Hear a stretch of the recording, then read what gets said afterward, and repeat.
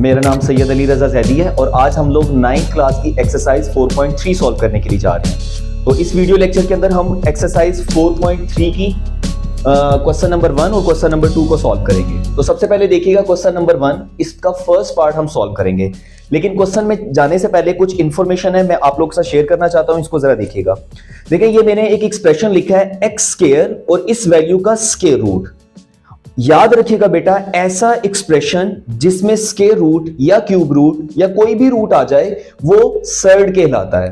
तो अब हमने जो ये क्वेश्चंस हैं उनमें हमने इन्हीं सर्ड्स को सॉल्व करना और सिंपलेस्ट फॉर्म में लिखना है। तो जरा देखिएगा कॉन्सेप्ट क्या है यहां पर, ये x का स्क्वायर और इसके ऊपर स्क्वायर रूट लिखा हुआ था। तो बेटा ये x का स्क्वायर मैंने एज इट इज लिखा रहने दिया और ये जो स्क्वायर रूट है आपने याद रखना है कि इस स्क्वायर रूट की वैल्यू हमेशा 1/2 होती है। और अगर मैं देखूं यहां पर तो ये 2 और ये 2 कैंसिल हो जाएंगे तो x मेरे पास आंसर आ जाएगा। क्वेश्चन में मैं ये स्टेप जो है वो मिस करूंगा, मतलब स्क्वायर रूट की जगह मैं 1/2 नहीं लिखूंगा बल्कि डायरेक्ट मैं स्क्वायर और स्क्वायर रूट को कैंसिल कर दूंगा। नेक्स्ट देखिएगा, यहां मैंने लिखा है x की पावर 3 और यहां पर मैंने लिखा है क्यूब रूट। तो याद रखें अगर कुछ ना लिखा हो तो 1/2 के इक्वल होता है, लेकिन यहां पर रूट की पावर 3 है तो इसका मतलब है ये हमारे पास 1/3 के इक्वल होगा। मैं इसको ठीक कर देता हूं, ये हमारे पास 1/3। अब देखिएगा ये 3 और 3 कैंसिल हो जाएंगे तो हमारे पास आंसर क्या आ जाएगा, x आ जाएगा। फिर नेक्स्ट देखें x की पावर p और ये क्यूब रूट की पावर p है, तो अब इसका मतलब है ये 1/p के इक्वल होगा। इसी तरह से p और p कैंसिल और x हमारा आंसर आ जाएगा। यानी मेरे कहने का मतलब है कि अगर कुछ ना लिखा हो तो फिर पावर 1/2 के इक्वल होती है, लेकिन अगर यहां पर 3 आ जाए तो फिर पावर 1/3 के इक्वल होगी। इसी तरह से अगर p आ जाए तो पावर 1/p के इक्वल होगी। ठीक है, ये कॉन्सेप्ट आपने याद रखना है। अब हम लोग अपने क्वेश्चंस की तरफ मूव करते हैं। तो क्वेश्चन में जरा देखिएगा, हमारे पास क्वेश्चन लिखा हुआ है स्क्वायर रूट 180। तो बेटा इसको सिंपल फॉर्म में लिखना है, तो मैं क्या करूंगा 180 को फैक्टराइज करूंगा। मैंने 2 के टेबल पे डिवाइड किया, 2 9 और 18, ये जो 0 था वो एज इट इज आ गया।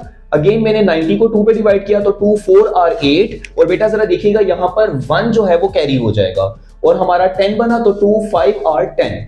नेक्स्ट जो है 45, वो 2 के टेबल पे कैंसिल नहीं होता, ये 3 के टेबल पे कैंसिल होता है। आपने बेटा जूनियर क्लासेस के अंदर जो है डिविजिबिलिटी टेस्ट पढ़े हुए हैं, तो 3 का डिविजिबिलिटी टेस्ट ये होता है कि अगर हम लोग गिवन वैल्यू को ऐड करें तो हमारे पास 3 का मल्टीपल होना चाहिए। मतलब ये 45 लिखा है तो 4 और 5 को अगर ऐड करें हम लोग तो 9 आता है और 9 3 के टेबल पे डिवाइड हो जाता है। तो इसका मतलब है 45 3 के टेबल पे डिवाइड हो जाएगा। तो मैं 3 के टेबल पे डिवाइड करूंगा, 3 1 और 3, और आप देखें यहां पर अगेन 4 था तो 1 कैरी हुआ, 15 बना, 3 5 और 15। नेक्स्ट 15 आया, इसको भी 3 पे डिवाइड करेंगे, 3 5 और 15, और 5 को फिर 5 पे डिवाइड किया तो 1 आ गया। तो ये हमारे पास 180 के फैक्टर्स आ गए हैं। अब जरा देखिएगा 180 की जगह मैं क्या कर सकता हूं, बेटा गौर से देखें 2 जो है वो 2 टाइम्स है, 3 भी 2 टाइम्स है और 5 1 टाइम लिखा हुआ है। तो मैंने क्या किया, 2 को 2 टाइम्स लिख लिया, 3 को 2 टाइम लिख लिया और 5 जो 1 टाइम था वो हमारे पास वैसे ही आ जाएगा। यहां पे देखिएगा ये जो पावर 2 है स्क्वायर, ये इस स्क्वायर रूट से कैंसिल, ये भी स्क्वायर, ये भी स्क्वायर रूट से कैंसिल, तो 2 और 3 स्क्वायर रूट से बाहर आ जाएंगे और 5 जो है वो अभी भी अंदर ही है। नेक्स्ट आप 3 को 2 से मल्टीप्लाई करेंगे तो 6 स्क्वायर रूट 5 हमारा आंसर आ जाएगा।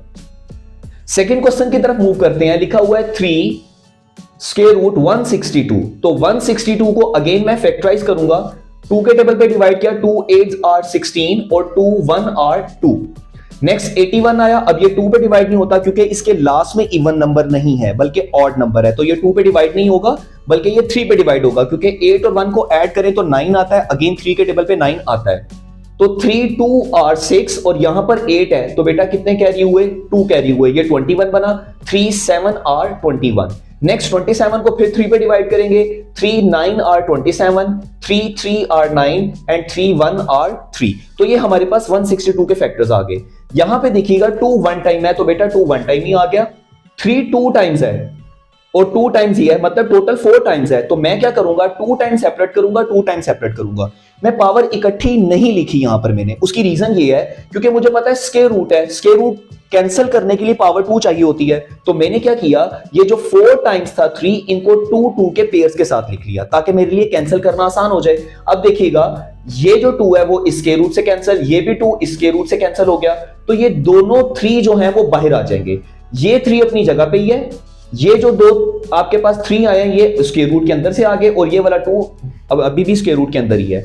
एक चीज देखिएगा यहां पर बेटा मैंने मल्टीप्लाई की जगह डॉट लिखा है, डॉट का मतलब भी मल्टीप्लिकेशन ही होता है।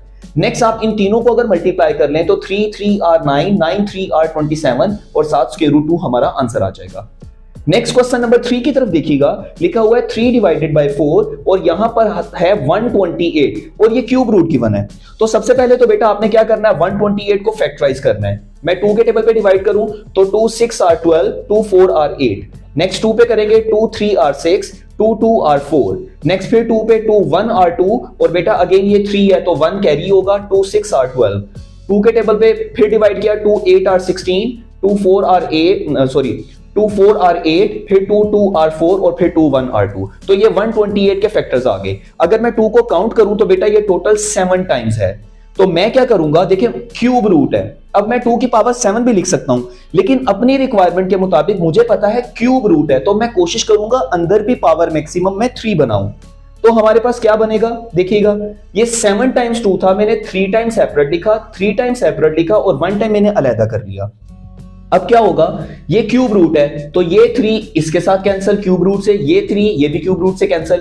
तो 3 डिवाइडेड बाय 4 को तो मैंने एज इट इज लिखा, ये जो आपके पास दोनों 2 हैं ये बाहर आ गए, एक 2 बच गया था वो अभी भी आपके पास बेटा क्यूब रूट के अंदर ही है। यहां पर 3 मिस है, मैं जरा लिख देता हूं, ये हमारा क्यूब रूट आ गया। अब नेक्स्ट क्या होगा, ये आएगा 3 डिवाइडेड बाय 4 और 2 को 2 से मल्टीप्लाई करें तो हमारे पास 4 बनता है और यहां भी हमारे पास क्या होगा, 3 आ जाएगा। नेक्स्ट जरा देखिएगा, ये 4 और 4 कैंसिल हो जाएंगे तो ये हमारे पास आएगा 3 और साथ आएगा क्यूब रूट 2। ठीक है, ये हमारा जो है वो फाइनल आंसर आ गया। नेक्स्ट क्वेश्चन नंबर 4 की तरफ मूव करते हैं।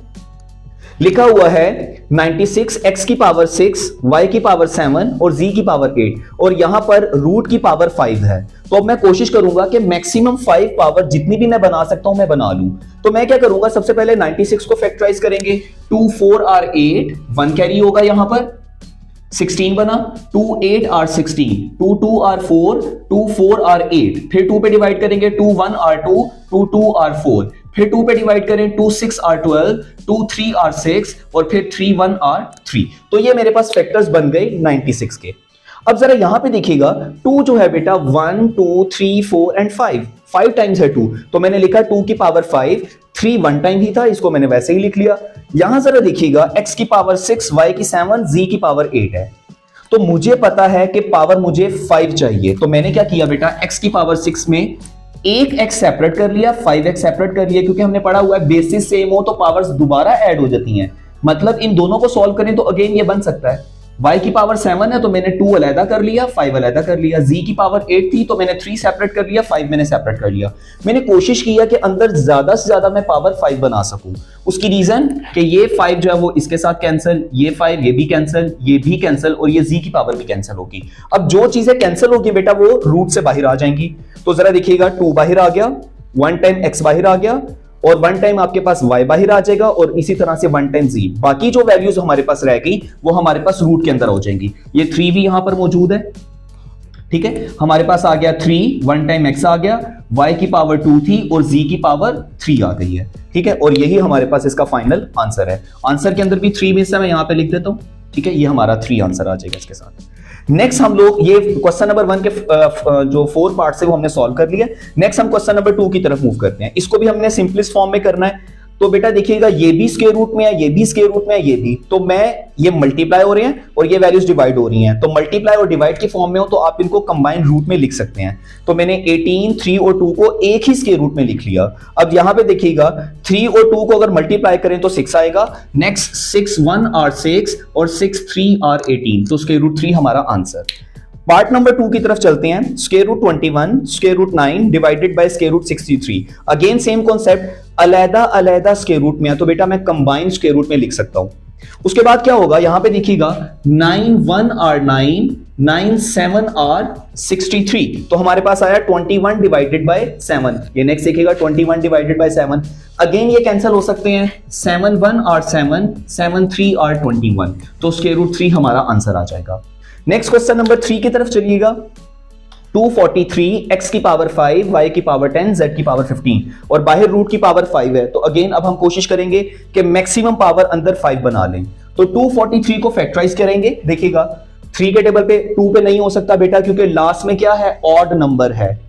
अब 3 पे जब डिवाइड करेंगे आप तो क्या बनेगा, 3 8 R 24, 3 1 R 3। फिर 81 को 3 पे डिवाइड किया तो 3 2 R 6, कितने कैरी हुए, 2 कैरी हुए, 21 बनेगा तो 3 7 R 21।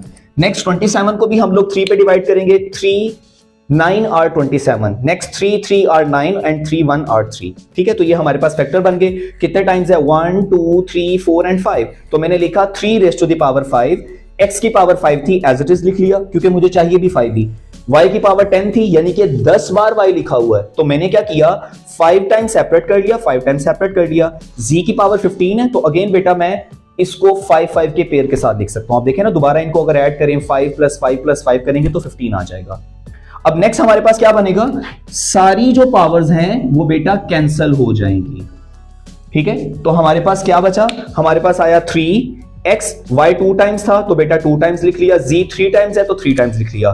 फाइनल आंसर में क्या लिखेंगे, 3x एज इट इज है, y से मल्टीप्लाई होगा y², z को 3 टाइम्स मल्टीप्लाई करेंगे तो z का क्यूब हो जाएगा। नेक्स्ट बेटा हम लोग क्वेश्चन नंबर 4 की तरफ मूव करते हैं। क्वेश्चन नंबर 4 में लिखा हुआ है 4/5 और क्यूब रूट 125। 125 को अगेन हम लोग फैक्टराइज करेंगे, 5 के टेबल पे कैंसिल होगा। आपने 5 का डिविजिबिलिटी टेस्ट पढ़ा हुआ है कि ऐसा नंबर जिसके लास्ट में 0 हो और 5 हो वो 5 पे डिवाइड हो जाता है, तो ये 5 पे डिवाइड हो जाएगा, 3 पे नहीं होगा। चेक कर लेते हैं हम लोग, इन नंबर्स को ऐड करें, 1 + 2 3 करें और 3 में फिर 5 ऐड करें तो 8 आता है, और 8 3 के टेबल पे कैंसिल नहीं होता। इसका मतलब ये 3 पे डिवाइड नहीं होगा, 4 पे भी डिवाइड नहीं होगा, क्योंकि जब ये 2 पे डिवाइड नहीं हो रहा तो फिर ये 4 पे भी डिवाइड नहीं होगा। तो नेक्स्ट हम क्या करेंगे, 5 2 R 10, यहां से कितने कैरी हुए, 2 कैरी होंगे बेटा, तो ये 25 बनेगा, तो 5 5 R 25। नेक्स्ट 25 को 5 पे डिवाइड करें तो 5 5 R 25 एंड नेक्स्ट हम क्या करेंगे, 5 1 R 5। तो ये 5 जो है वो 3 टाइम्स आ गया, तो 125 की जगह मैंने लिखा 5 रेज़ टू द पावर 3, और अब क्या होगा, ये 3 इस क्यूब रूट से कैंसिल, तो 4/5 एज इट इज लिखा, ये 5 को फिर मैंने लिख लिया, 5 और 5 बेटा कैंसिल, 4 हमारा आंसर आ जाएगा। लास्ट पार्ट जो है वो हमारे पास है square root 21 multiply by square root 7 multiply by square root 3। तो बेटा स्क्वायर रूट 21 को मैंने एज इट इज लिखा, ये दोनों वैल्यू स्क्वायर रूट में है तो हम लोग इनको मल्टीप्लाई कर सकते हैं। तो 7 को 3 से अगर मैं मल्टीप्लाई करूं तो 21 आता है। अब क्या होगा, 20 स्क्वायर रूट 21 और स्क्वायर रूट 21 जब मल्टीप्लाई होंगे तो स्क्वायर रूट 21 का होल स्क्वायर, सेम वैल्यूज जब मल्टीप्लाई होती हैं तो उनका स्क्वायर आ जाता है।